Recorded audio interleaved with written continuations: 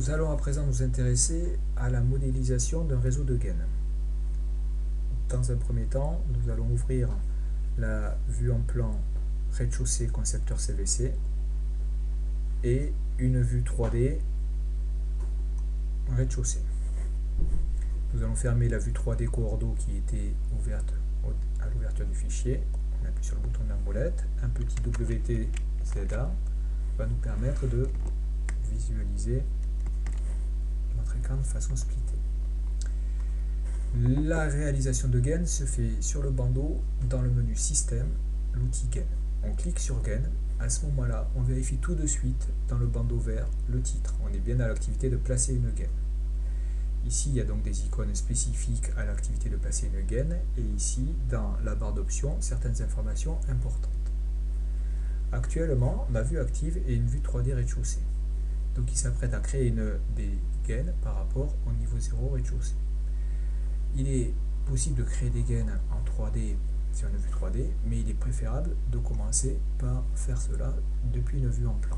Donc depuis ma vue en plan, quand je clique sur ma vue en plan que j'en rends active, je me rends compte que la barre d'options est dédiée à ma vue en plan ici, et donc j'ai ici certaines informations sur ma gaine. Le diamètre.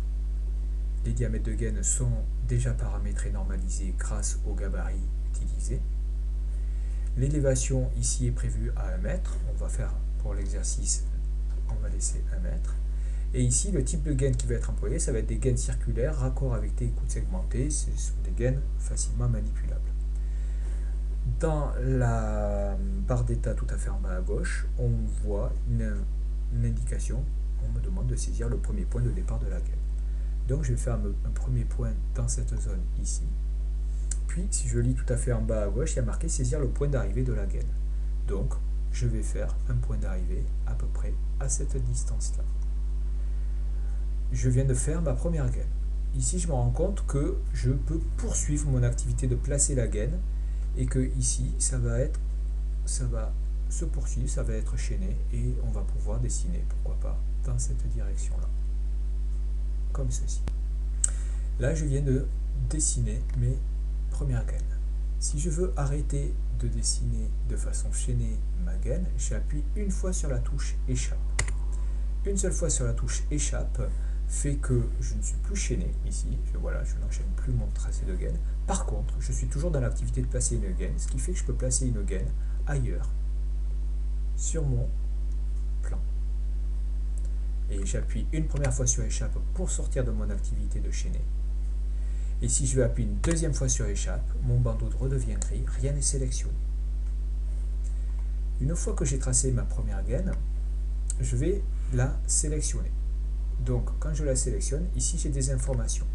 Les informations correspondent à la longueur, 1,45 m, et ici l'altitude du point de départ 1 m et du point d'arrivée 1 m. Si je souhaite changer la longueur de ma gaine, je peux cliquer ici, au lieu que ça fasse 1,45 m, je vais cliquer sur 2 entrées. Et automatiquement, la longueur va être de 2 mètres. Elle se décale forcément vers la droite parce qu'elle est contrainte à cause de la position du coude à ce niveau-là.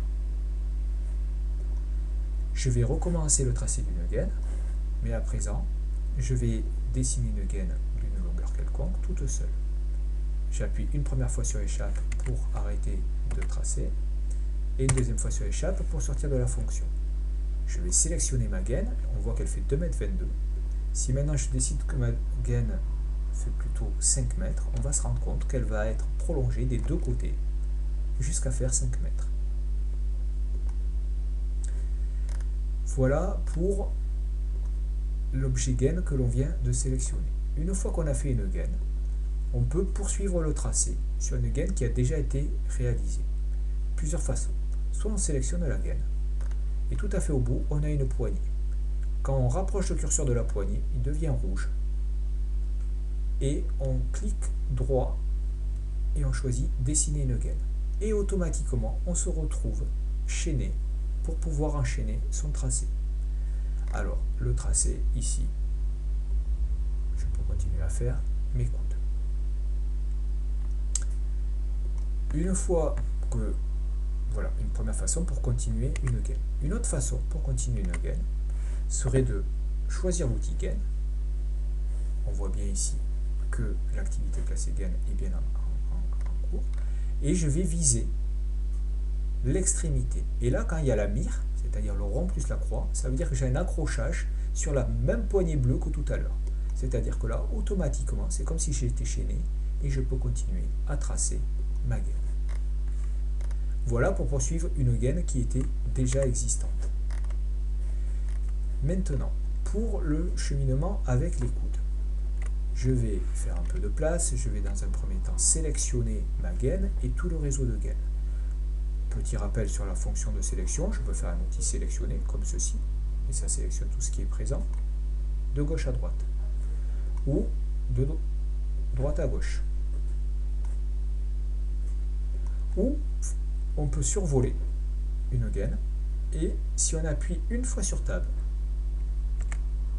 et qu'on lit tout à fait en bas à gauche, ou sur l'infobulle, il y a marqué réseau de gaines.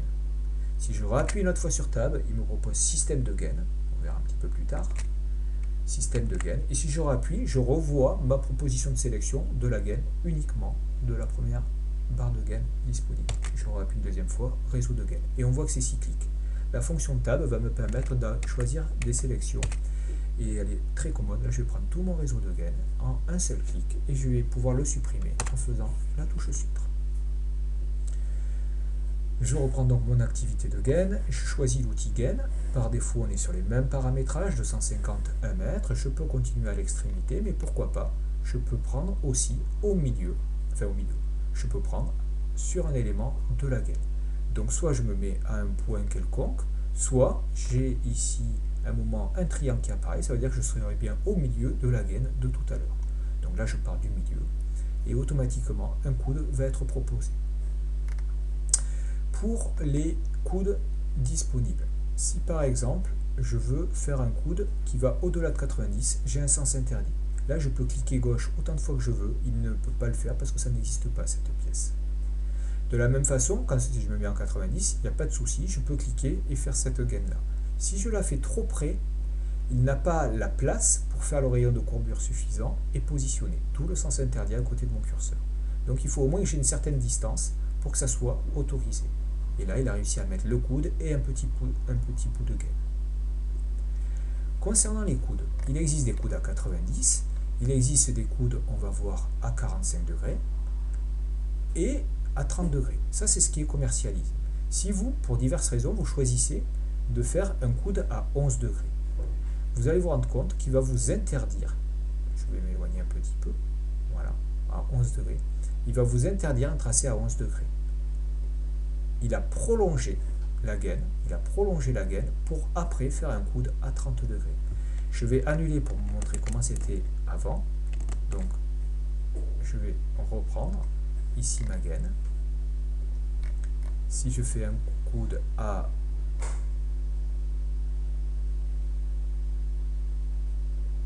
19 degrés, je vais me rendre compte qu'il va prolonger la gaine pour arriver à faire un coude à 30 degrés. Donc, il le dessine.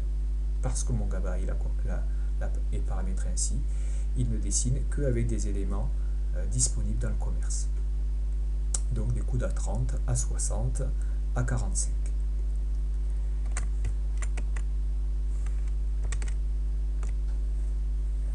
Une fois qu'on a fait ce dessin-là, on peut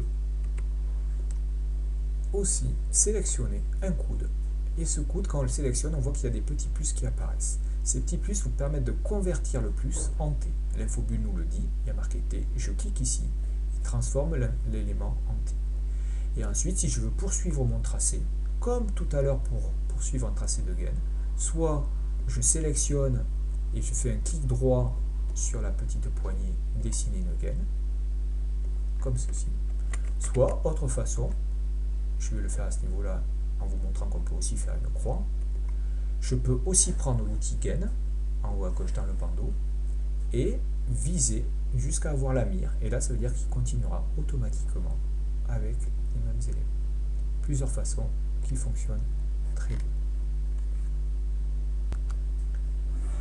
À présent, nous allons nous intéresser aux réductions.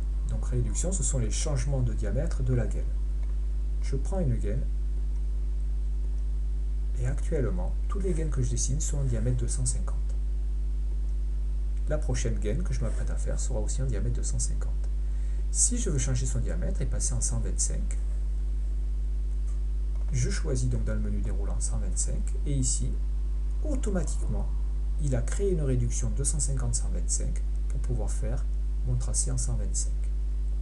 Si à présent je veux changer et basculer en diamètre 250, je peux basculer en diamètre 250 et il remettra une réduction en 250.